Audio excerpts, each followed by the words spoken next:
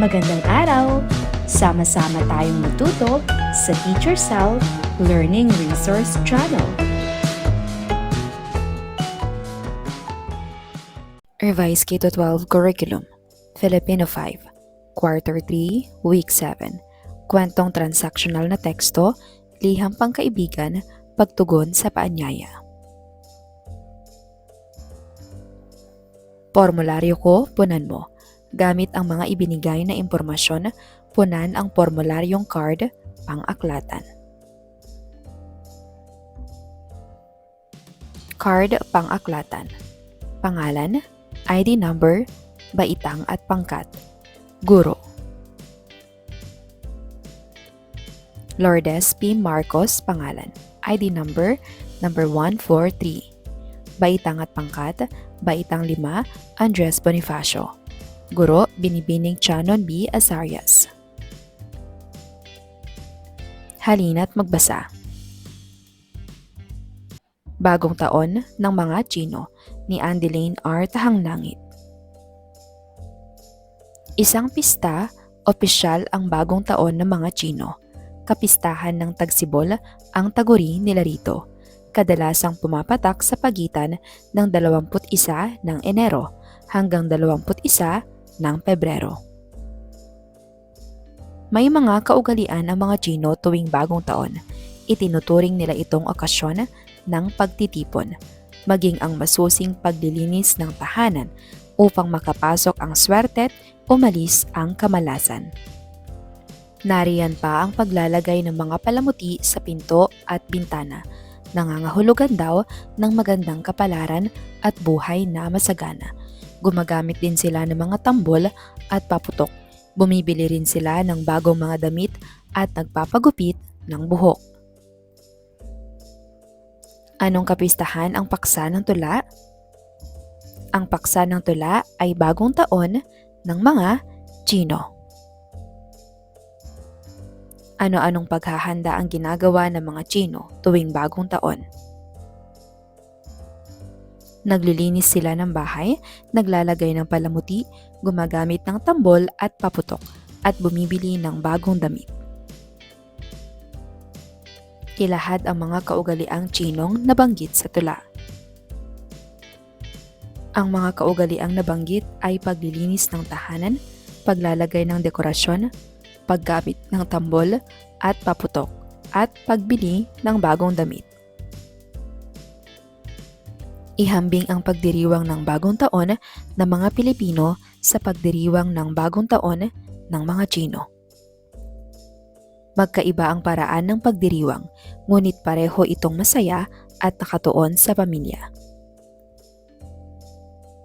Ayusin ang mga ginulong letra upang mabuo ang kasing kahulugan ng mga salita. Pinagkalooban. Binigyan. Supling. Anak. Layaw.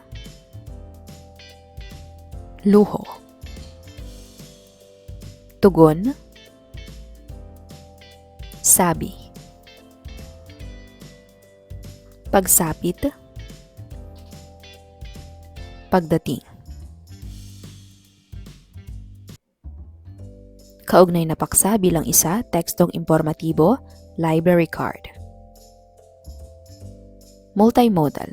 Ang multimodal ay binigyang definisyon na estilo ng paggamit ng dalawa o mahigit pang moda ng komunikasyon.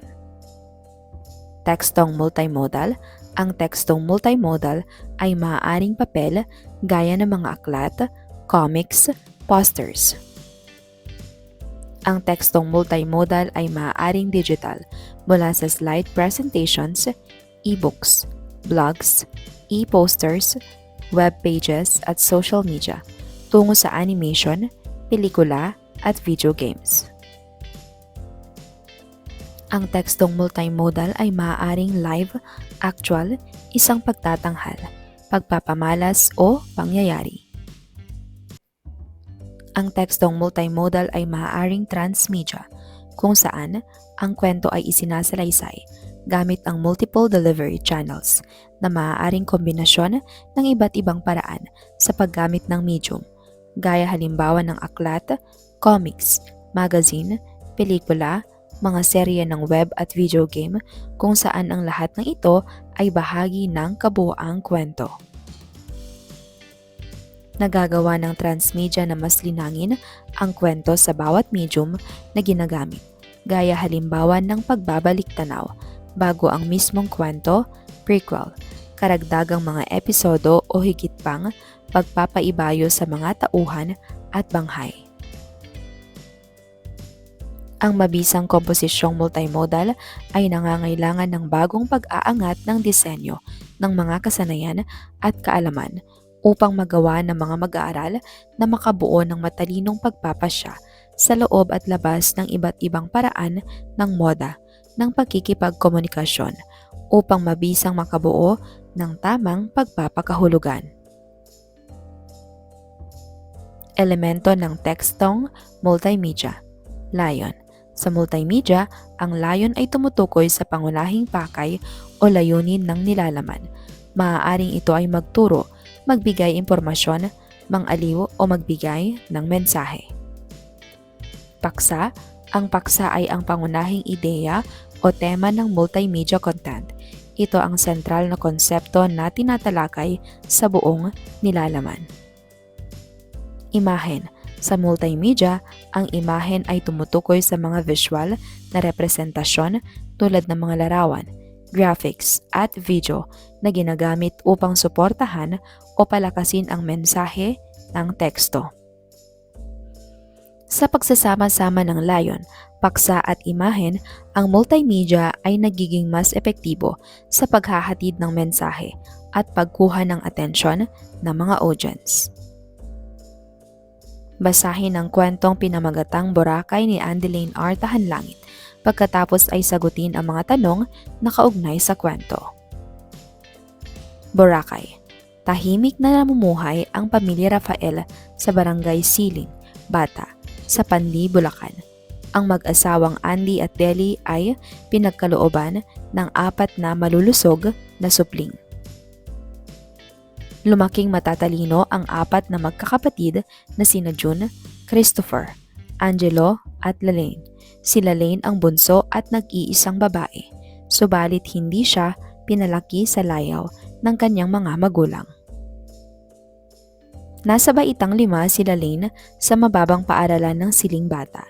Isang hapon ay pagka-uwi niya galing sa paaralan ay iniabot ng kanyang nanay ang isang liham. Wow! Mula kay Maricel, noong 1 taon na ay lumipat na sila ng pamilya niya sa Aklan. Kwento ni Lalaine sa kanyang ina. Agad niyang binasa ang liham na nagsasaad ng paghingi ng paumanhin ni Maricel dahil hindi nakasulat agad. Nay, sa darating na bakasyon daw ay inaanyayahan tayo ng pamilya ni Maricel na magbakasyon sa kanila sa Aklan. Mamamasyal daw tayo sa Boracay, nasasabik na balita ni Lalaine sa kanyang ina. Sige anak, sagutin mo ang liham niya at sabihin mong pupunta tayo sa kanila sa bakasyon. Tugon naman ng kanyang ina. Nagmamadaling gumawa ng liham si Lalaine. 1234 Apollonia Street, Siling Bata, Pandi, Bulacan, ika-12 ng Mayo 2024. Minamahal kong Maricel, labis akong natuwa nang matanggap ko ang iyong liham.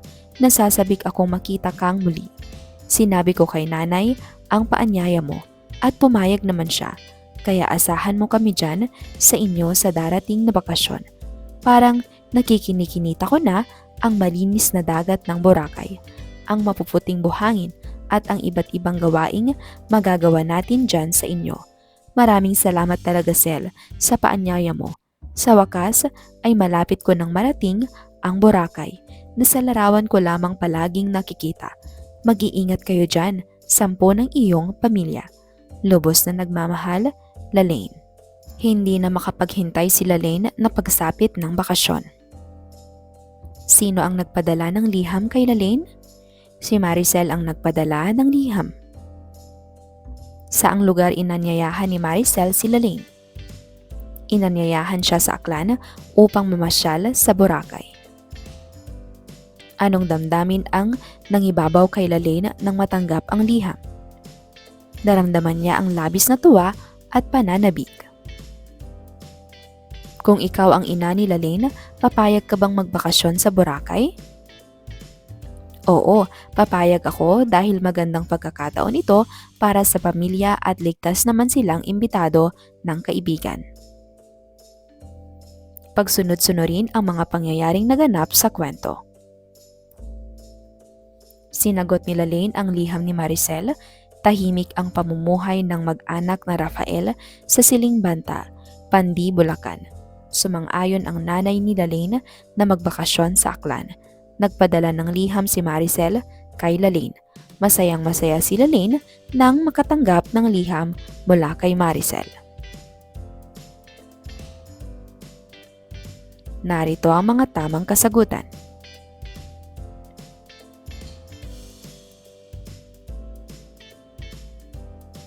Skit mo, show mo. Hahatiin ng klase sa 3 pangkat. Bawat pangkat ay bubuo ng skit na naglalahad ng kahalagahan ng pagtugon sa paanyaya. Para sa 4 araw, kaugnay na paksa bilang 2, pang-uring pamilang. Pang-uri. Ito ay salitang naglalarawan o nagbibigay turing sa mga pangalan o panghalip. Uri ng pang-uri, panlarawan. Nagpapakilala ng pangalan o panghalip. Ito ang tawag sa mga salitang naglalarawan ng katangian, kulay, lasa, anyo, hugis at laki. Halimbawa, masipag, maganda, pula, kalbo, mabango, mahiyain. Pamilang, nagpapakilala ng bilang, halaga o dami ng pangalan o panghalip. Halimbawa, marami, 3, kalahati, buo, pangalawa. Opinyon. Ang opinyon ay mga impormasyon na batay sa saloobin at damdamin ng tao. Nag-iiba ang mga ito sa magkakaibang pinagmulan ng impormasyon at hindi maaaring mapatunayan kung totoo o hindi. Ginagamitan ito ng mga salita o parirala tulad ng sa aking palagay, sa nakikita ko, sa pakiwari ko, kung ako ang tatanungin, para sa akin, sa ganang akin, at iba pa. Halimbawa, kung ako ang tatanungin, mahalaga sa magkaibigan ang pagtitiwala sa isa't isa. Sa aking palagay, mas payapa ang buhay ng isang tao na may takot sa Diyos. Katotohanan. Ang mga pahayag na may katotohanan ay kadalasang sinusuportahan ng pinagkunan. Ang katotohanan ay mga impormasyong maaaring mapatunayang totoo. Bihira itong magbago mula sa isang pinagmumulang impormasyon sa iba pa. Ginagamitan ito ng mga salita o parirala tulad ng batay sa, resulta ng, pinatutunayan ng, pinatutunayan ni, sang-ayon sa, mula kay, tinutukoy na, mababasa na, at iba pa. Halimbawa, batay sa tala ng Department of Education, unti-unti nang nababawasan ang mga out-of-school youth.